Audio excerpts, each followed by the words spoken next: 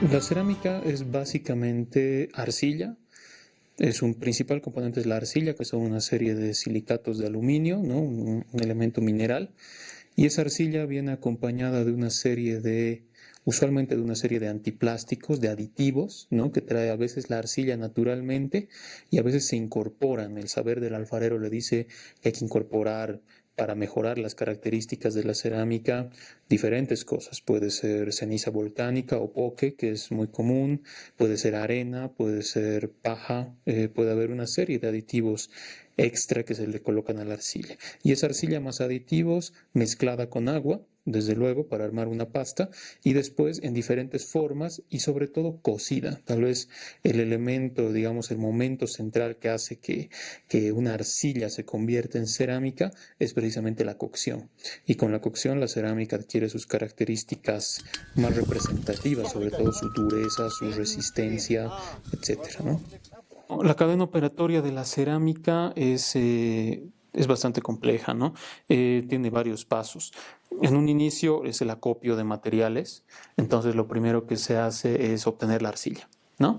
Los alfareros suelen tener un radio se dice que aproximadamente 5 kilómetros respecto de sus residencias, entonces no suelen conseguir la arcilla de muy alejados, de sitios muy alejados, viven más o menos cerca de sus canteras de arcilla. La arcilla se acopia con palos, con picos, con palas, etcétera, se recoge en costales o en gangochos, en piezas de tela y se la carga, ¿no? Eso es lo más básico inicialmente. A veces incluso se hace un primer cernido, ¿no? Una primera ruptura de los trozos grandes de arcilla y un primer cernido previo a la carga, ¿no? Al llevar el material para eliminar una serie de piedras y elementos indeseables, ¿no?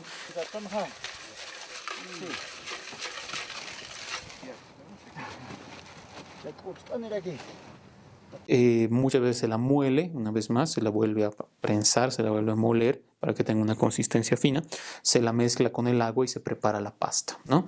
Y con los aditivos que se hayan obtenido, que se hayan preparado. Se prepara esa pasta que muchas veces se guarda, se puede almacenar bien envuelta, manteniendo un poco la humedad. Incluso hay algunos alfareros que eligen hacer reposar la pasta húmeda, ¿no? Incluso dicen dejarla podrir un poco, cosa de que después sea más suave y más fácil de trabajar. Otros la empiezan a usar inmediatamente y con esa pasta se comienza a levantar el cuerpo principal, ¿no? A construir el cuerpo principal de un cerámico, de un recipiente cerámico. Y generalmente eso implica diversas técnicas para levantar las paredes de un cerámico. La técnica más usada en tiempos prehispánicos, por ejemplo, fue la técnica de falso torno, ¿no? Y enrollado, ¿no? Entonces, en esa técnica, por ejemplo, la arcilla es colocada sobre un plato de alfarero que está a su vez sobre una piedra y se gira, pero se gira con las manos, ¿no? Entonces, el alfarero tiene que moverla un poco la pieza con una mano y usar la otra, y a turnos ambas, para ir construyendo las paredes, y se hace mediante la técnica del enrollado, o sea, colocando rollizos, ubicando rollizos, que después se van levantando y se va apoyando un nuevo rollizo y uno nuevo para ir levantando las paredes. Desde luego también hay otras formas, hay formas de yunque y paleta en la que se coloca una pieza plana y se golpea y se cincela básicamente la forma con una especie de paleta de alfarero, que no es muy común pero que existió en los Andes prehispánicos. También tenemos el modelado directo, y en cierta medida, hasta cierto punto, la técnica del molde, ¿no? Aunque la técnica del molde es más propiamente europea. Junto con el molde, que mayormente emplea moldes de yeso, bivalvos, con los que se puede hacer un cerámico rápidamente presionando arcilla contra los moldes y juntando los moldes, junto con esa técnica llegó también el famoso torno. Y el torno de alfarero implicó una especie de revolución porque es mucho más eficiente. El alfarero puede girar la rueda con sus pies, tener ambas manos libres y una superficie que está permanentemente rotando para poder trabajar con ambas manos. Entonces eso hace que el proceso sea mucho más eficiente y la vasija mucho más simétrica también. En todo caso, después de levantar ese cuerpo del ceramio, se empiezan a colocar las adiciones, digamos, esos elementos secundarios a veces, como asas, pitones, picos, ¿no? Se modifica levemente, puede ser la forma de los bordes, etcétera, y también se empieza a afectar, si el alfarero lo ve conveniente, la superficie, ¿no? La superficie se puede afectar mediante incisiones, ¿sí? O también se puede frotar para conseguir superficies mucho más parejas, mucho más lisas, cerrar los poros para lograr cierta impermeabilidad, engobar, que es poner un baño también de una especie de arcilla desleída que se coloca encima, y también todo lo que son alisados, bruñidos, etcétera, afecciones de la superficie, ¿no? Otra técnica hispana que llega para este cometido, por ejemplo, es el esmalte, ¿no?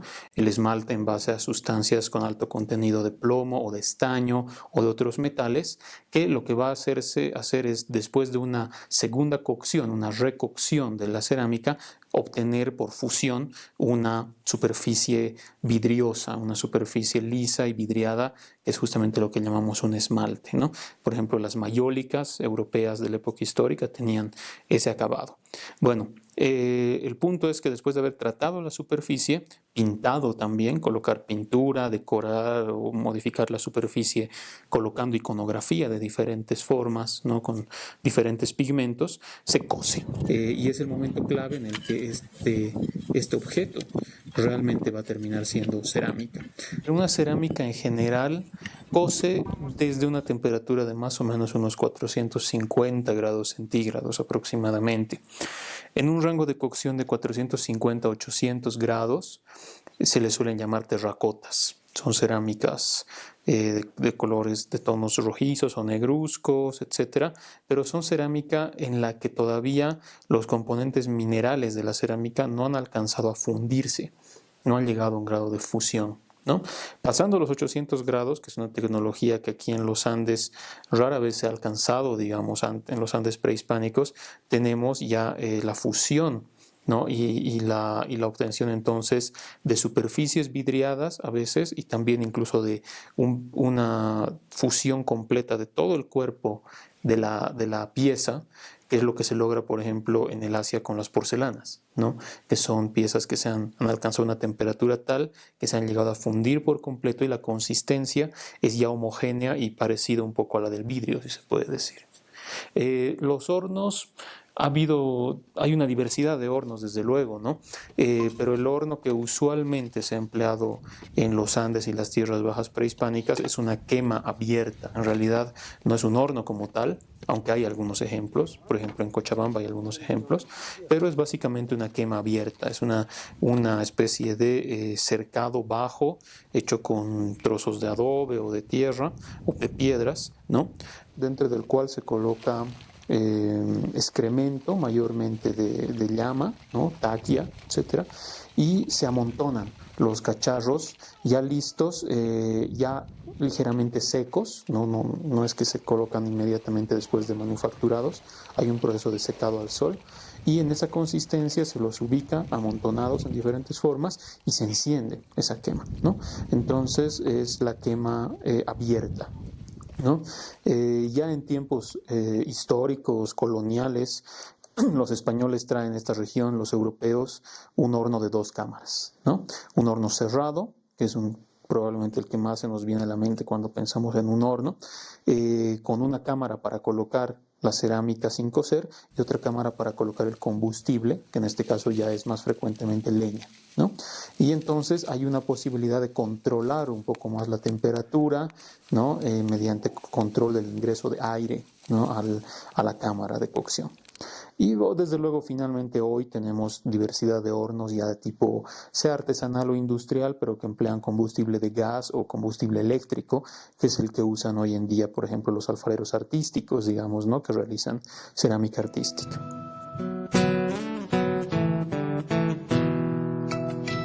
Y después ya viene lo que es la vida social del artefacto, o sea, el artefacto en intercambio, en uso, en venta, en exhibición, lo que fuese necesario, ¿no?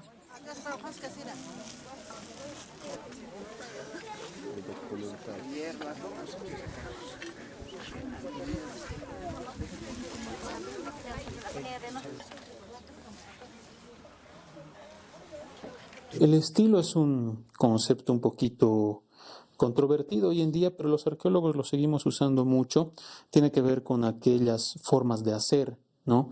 De hacer, en este caso, cerámica, que tienen que ver más con el aspecto morfológico, pictórico, la forma específica, el color que se le coloca, y los diseños que se van ubicando sobre un recipiente cerámico, que para muchos arqueólogos todavía es un indicador de cierta identidad grupal, ¿no? O sea, de que un grupo hace las cosas de cierta manera, con cierto estilo, ¿no?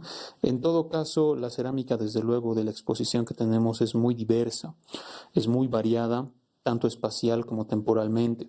Temporalmente tenemos piezas desde el formativo Chiripa, o sea que estamos hablando fácilmente de un 800 a 500 antes de Cristo, y tenemos cerámica hasta prácticamente la actualidad. Entonces tenemos una secuencia muy larga que atraviesa los momentos arqueológico, histórico, etnográfico, y de diferentes regiones. Entonces, por ejemplo, la cerámica altiplánica ha sido bastante diferente de la bayuna, que ha tenido su propio desarrollo, y también obviamente de la de las tierras bajas, que es totalmente otra historia, ¿no? Y también en el tiempo ha llegado la influencia hispana, y después las influencias también de los modos de mesa y de las etiquetas de cocina y de servido inglesa y francesa, y hoy en día otras influencias de la modernidad y de la posmodernidad, que hacen que la cerámica también sea muy dinámica, vaya variando mucho, ¿no?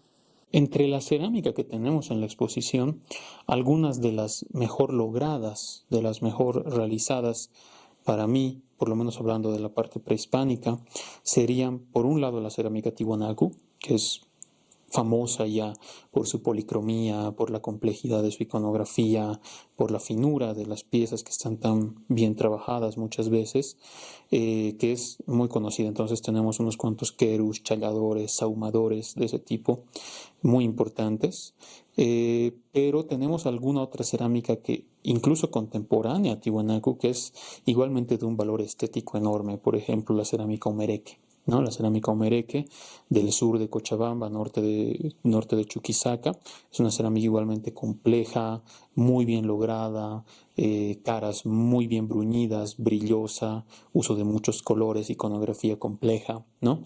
Y dentro de las de tierras bajas, probablemente la mejor que tenemos en el catálogo, no tanto en la exposición, porque no tenemos todavía estos ítems en la exposición, pero es la cerámica de los Llanos de Mojos. La cerámica de los Llanos de Mojos también fue muy compleja, usó mucho color, tuvo unas formas muy particulares, ¿no? Y una serie de cánones de diseño muy específicos, muy peculiares. Más allá de eso, desde luego, tenemos cerámica formativa, tenemos cerámica de la época del intermedio tardío, que es muy diversa entre el altiplano, con una cerámica negro sobre rojo, por ejemplo, de los valles, donde hay un manejo de mayor complejidad en el color y en la morfología. Y ya pasando a los siguientes momentos, tenemos cerámica incaica, por ejemplo, muy estándar, muy fina, y que el Inca usaba, se supone, como una especie de bien de prestigio en las alianzas políticas con los señores locales de su imperio. Y tenemos cerámica ya histórica, donde una cosa que destaca es, por ejemplo, el hecho de que, si bien llega una cerámica importada de Panamá, de España misma o de otros lugares del Perú, gradualmente la población local, los alfareros locales empiezan a hacer una cerámica esmaltada propia, al mismo tiempo que están adaptando su terracota a nueva iconografía, a nuevos cánones estéticos, ¿no? Ahí, por ejemplo, toma fuerza el toro, el icono del toro, las flores, ¿no? Otros elementos que son de origen europeo, pero que se van adaptando al medio local. Se mantiene el uso de la cerámica como un elemento que sirve como un intermediario entre el ser humano, las comunidades humanas, y los espíritus de la tierra o de las montañas, a través sobre todo del compartir comida y bebida. El hecho de la chaya, ¿no? Del brindar, del ofrecer bebida al suelo, es algo que es sumamente importante, que se observa desde por lo menos el formativo tardío en los valles cochabambinos, que luego pasa al altiplano del Titicaca en la época Tiwanaku y se mantiene en los valles, en la región de valles, durante toda nuestra secuencia, ¿no? Y que sigue en vigor durante los momentos históricos, y aún tenemos unas piezas más tardías, ya de inicios del siglo XX, que siguen siendo vasos, recipientes usados para challar, ¿no? Vasos con pequeñas imágenes de yuntas de toros para la fertilidad de chacras, ¿no? O de caravanas de llamas para la fertilidad de los rebaños y que eran usadas igual en esta ceremonia, en esta libación. Y creo que por eso, más allá de que las técnicas hayan cambiado, incluso a veces los materiales y hasta la iconografía y la forma han cambiado a lo largo de nuestra secuencia, algo importante que tenemos es la continuidad de este fenómeno, de que la cerámica nos sirva para conectarnos con lo espiritual a través de la bebida y la comida. Y creo que ese es como el argumento más importante que uno puede leer en esa sala de cerámica. ¿Dónde se ha concentrado, dónde se mantiene todavía el uso de la cerámica vigente? Por un lado está en la cerámica de construcción, desde luego, donde no se ha dejado de usar, todavía el mundo de los ladrillos, de las tejas, de las baldosas, sigue siendo muy fuerte todavía en nuestra actualidad. Y el otro es el ámbito de la cerámica artesanal, los tilinchos, por ejemplo, ¿no? O otra cerámica que ya tiene una función de venta al público. A veces son pequeños adornos y también a veces son elementos utilitarios, por ejemplo, las macetas. O sea, en Cotoca, por ejemplo, en Santa Cruz, se hacen macetas y eso todavía es un ítem que usamos mucho en las casas, ¿no? Tener a las plantas en interiores, dentro de su maceta. Y el otro ámbito donde se mantiene la cerámica hoy es el ámbito artístico, ¿no? Es el ámbito de la creación, netamente del arte, el muralismo con cerámica, la cerámica escultórica, etcétera, donde desde luego sigue teniendo su propio espacio y su propia función, ¿no? En el proceso de restauración y conservación de estas piezas de cerámica, primero se hace una evaluación del deterioro, del daño que han sufrido, para posteriormente tomar las medidas adecuadas para una intervención. Haciendo una selección de las piezas que evidentemente estaban fracturadas, todo este recipiente cerámico. Se hace como un prearmado, ¿no? Se realiza posteriormente una limpieza para eliminar todos estos residuos y materiales que se hayan adherido, y posteriormente hacemos una consolidación y como una reconstrucción, ¿no?, de esta pieza, pero siempre utilizando estos materiales adecuados en el tema de adhesivos para las uniones de estos fragmentos.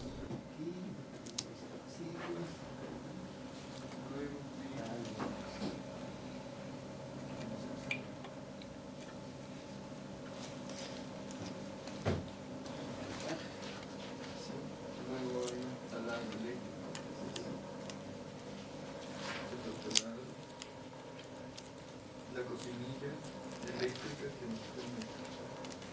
que es la otra cocinilla que te comentaba. Como en 3 piezas ya, después unir.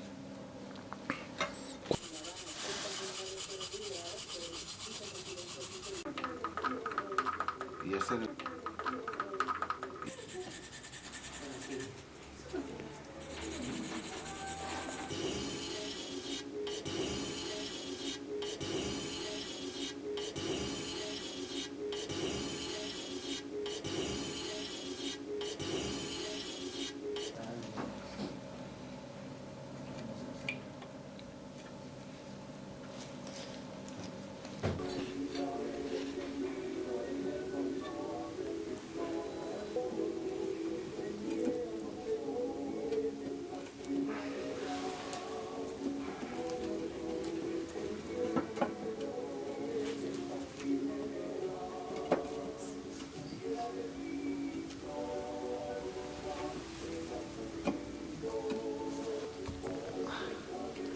Es una resina epóxica de 2 componentes.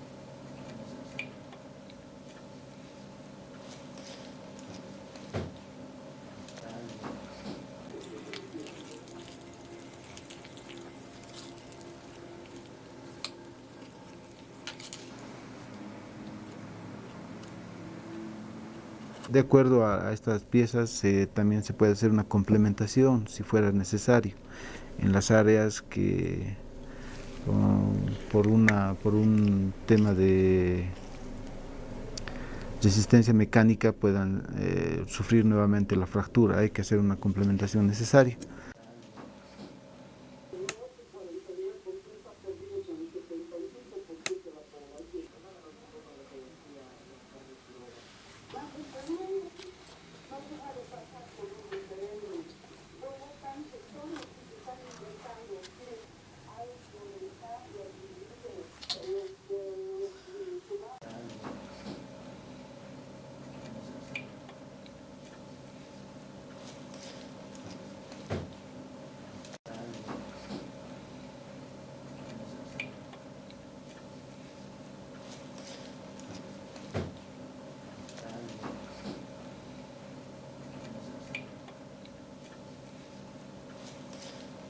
Un acabado estético tal vez necesario al final, aplicando algunas tonalidades de color, siempre utilizando materiales que sean reversibles de acuerdo a las normas de restauración.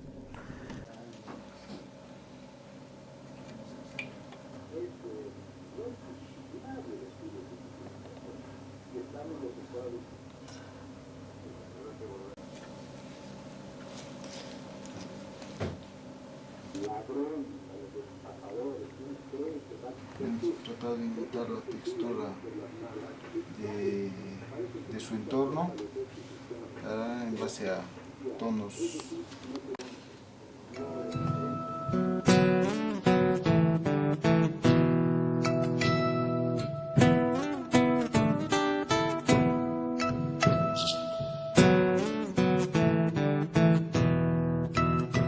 Bueno, la museografía es la parte de llevar lo teórico ya a la realidad, ¿no? La manera de plasmar la idea, la historia que se quiere contar a través de una exposición de manera ya tangible, palpable, a través de soportes adecuados, ya sean vitrinas, a veces sean videos o algún tipo de soporte muy especializado según lo que se quiera mostrar, ¿no? La museografía va ligada totalmente al guión museológico, ¿no?